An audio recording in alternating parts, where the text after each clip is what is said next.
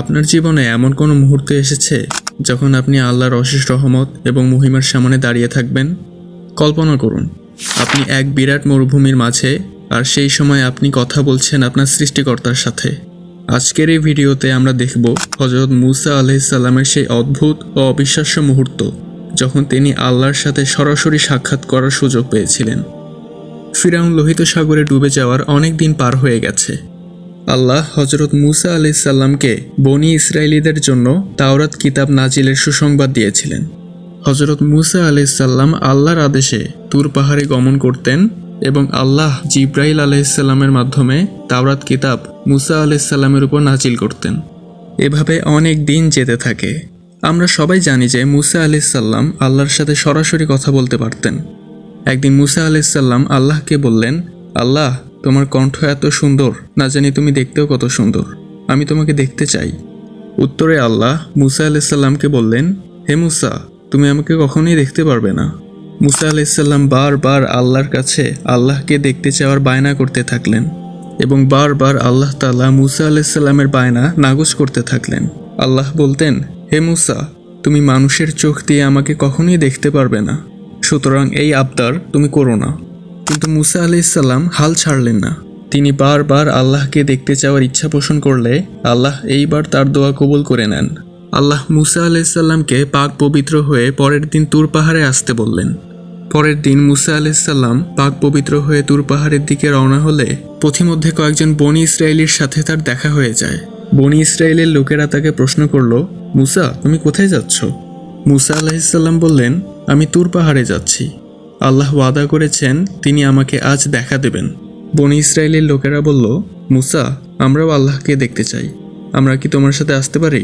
মুসা আলাইহিস সালাম বললেন, তোমরা আসতে পারো, তবে তোমাদের দূরে অবস্থান করতে হবে। তারা মুসা আলাইহিস সালামের কথায় রাজি হয়ে গেল। মুসা আলাইহিস সালাম বনী ইসরায়েলের লোকেদের একটি নির্দিষ্ট স্থানে রেখে তুর পাহাড়ের চূড়ায় উঠে গেলেন। তখন আল্লাহ মুসা আলাইহিস সালামের অবস্থান থেকে 36 কিলোমিটার জায়গা অন্ধকার করে দিলেন। আল্লাহ পরবর্তীতে আবার সেই জায়গা আলোকিত করে দিলেন এবং 36 কিলোমিটার জায়গার মধ্যে যত প্রাণী ছিল সবাইকেই আল্লাহ বের হয়ে যাওয়ার নির্দেশ দিলেন।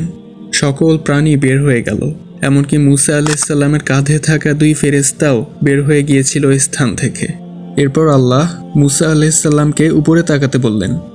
মুসা আলাইহিস সালাম এক এক করে গ্রহ, উপগ্রহ, ছায়াপথ, নক্ষত্র সহ প্রথম আসমানের যা কিছু আছে সব দেখতে লাগলেন।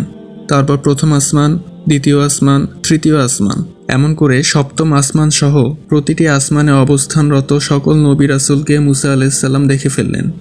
এরপর মুসা আলাইহিস সালাম সিদরাতুল মুনতাহা পার করে আরশ, কুরসি এবং অবশেষে আল্লাহর 70,000 নূরের পর্দা দেখে ফেললেন। এমন অবস্থায় আল্লাহ তার নূরের পর্দা খুবই সামান্য পরিমাণে সরিয়ে দিলেন এবং তুর পাহাড়ের পার্শ্ববর্তী এক পাহাড়ে তার নূরের তাজাল্লি ফেললেন। আল্লাহর নূরের তাজাল্লির তীব্রতা সহ্য করতে না পেরে সাথে সাথে সেই পাহাড় ছাই হয়ে গেল। মুসা আলাইহিস সালাম ও নূরের তাজাল্লির তীব্রতা সহ্য করতে পারেননি এবং তিনিও অজ্ঞান হয়ে গিয়েছিলেন। কিছুক্ষণ পর আল্লাহ মুসা আলাইহিস সালামের জ্ঞান ফিরিয়ে দিলেন। মুসা আলাইহিস সালাম নিজের জ্ঞান ফিরে পেয়ে আল্লাহর কাছে ক্ষমা চাইলে আল্লাহ তাকে ক্ষমা করে দেন। এরপর মুসা আলাইহিস সালাম যখন বাড়ির উদ্দেশ্যে রওনা হলেন তখন পথিমধ্যে দেখতে পেলেন সেই বনী ইসরায়েলের লোকেরা যারা আল্লাহকে দেখার ইচ্ছা পোষণ করেছিল তারাও নূরের তাজাল্লি সহ্য করতে না পেরে অজ্ঞান হয়ে পড়ে আছে। মুসা আলাইহিস সালাম তাদের জন্য আল্লাহর কাছে দোয়া করলেন এবং আল্লাহ তাদেরও জ্ঞান ফিরিয়ে দিলেন। এভাবে মুসা আলাইহিস সালাম শুধু আল্লাহর নূরের দর্শন করতে পেরেছিলেন যা পৃথিবীতে আর কেউ পারেনি।